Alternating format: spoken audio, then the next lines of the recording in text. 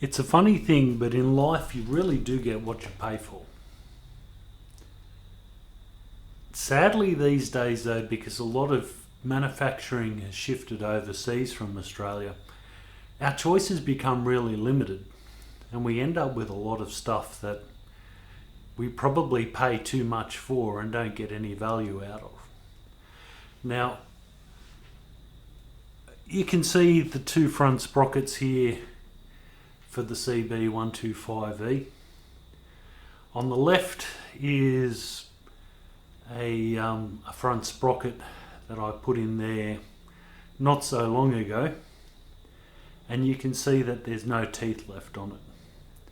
On the right is a JT sprocket. Now it's a steel sprocket, good quality steel, and it's going to replace the one on the left.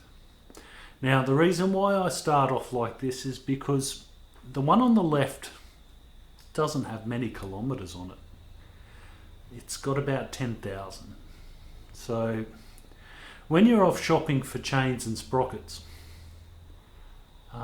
just bear in mind that you do, as I said, get what you pay for, and it's not real economy if you have to spend half the money but 4 times as often. You're being taken for a ride. So stick to quality stuff wherever you can, and it'll do you in good stead. People may have noticed that I do tend to use genuine Honda parts on this. Sundero Honda, the Chinese manufacturers of the CB, they really do live up to Honda's reputation. Any CB owner will tell you that, because a CB125E versus a CF Moto is just not really a comparison. No CF Moto would have done the kilometres that this Honda here that is in this video has done. And the previous video was basically replacing the foot peg rubbers because it wore them out. Fantastic, eh? Now for those who are wondering, the reason why I can show you the broken sprocket and still have an assembled bike is that I do have lots of spare sprockets.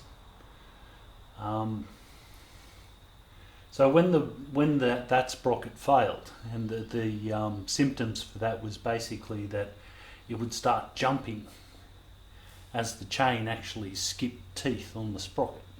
When I accelerated, it got really quite bad before I realised what was happening. I was on a longer trip, and I started off with a good sprocket, but obviously it wore out on the way. Well, not quite, but basically the teeth started to break off during the journey. So I got the bike back, put another sprocket in it, and what we're going to do today is look at how to replace your chain and sprockets on your CB125E.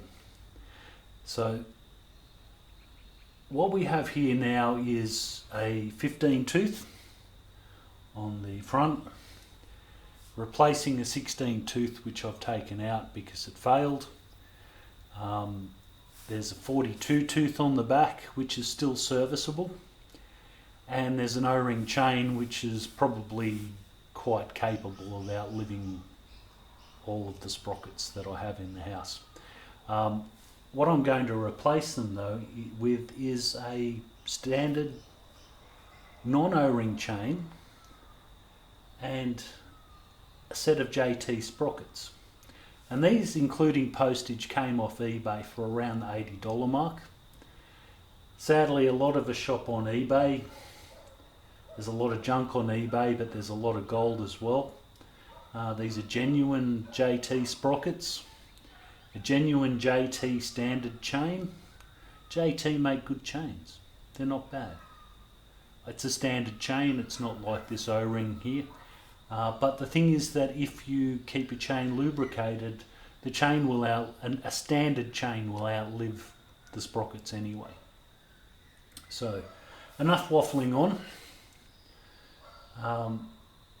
there's no real set order you can do this in, really. I mean, you take the cover off the front sprocket, and you can then drop tension on the chain simply by sliding the sprocket off.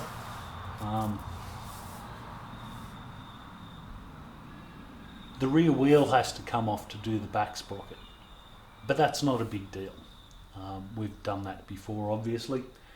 The chain has a split link in it, and we just simply take that split link out and we can take the old chain away. When we replace the chain on these bikes is a bit of an odd size. So for example, the MC19, when I replaced the chain on that, I actually got a chain in a box that was the right size. I doubt that that's going to be the case with this. It's likely that we're going to have to cut the chain down to the right size. That's not a big deal if you have the right tools. You can split a chain with hand tools. Probably a grinder is a better choice. Okay, so the front sprocket is our first step. It doesn't have to be, but for us it just is, because you've got to start somewhere.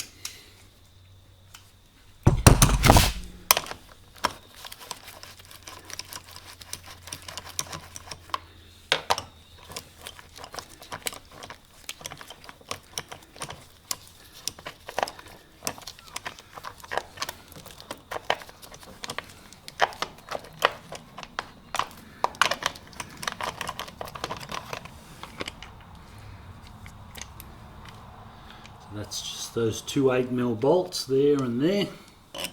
Bring that into field of view. Two 8mm bolts there and there. And there's our front sprocket. And they're 10s from memory. Yep.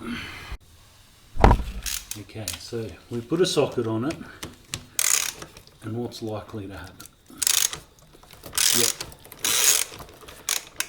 Wheel turns. And that's easy to fix. Just put it in gear. Now these bolts don't need to be incredibly tight. However, if yours are for whatever reason and you start turning the motor over, then all you need to do is just hold your foot on the brake, and that will add an additional point of friction. So we've taken the two bolts off, and this guy here, you just rotate, because he's got his own little slot there, and that's actually how it retains your front sprocket, which now might even come off, because the chain's adjusted so it doesn't want to. So you can see how that actually works, is that you put that onto the spline there. Oop. Like so. And it actually rotates in its own little slot so that it can't come off. So you're bolting it to the sprocket. Your sprocket can't come off. Pretty darn easy. Don't lose that, because you'll need it. As far as the sprocket's concerned, it's quite a good one. That's actually an original Honda one from memory.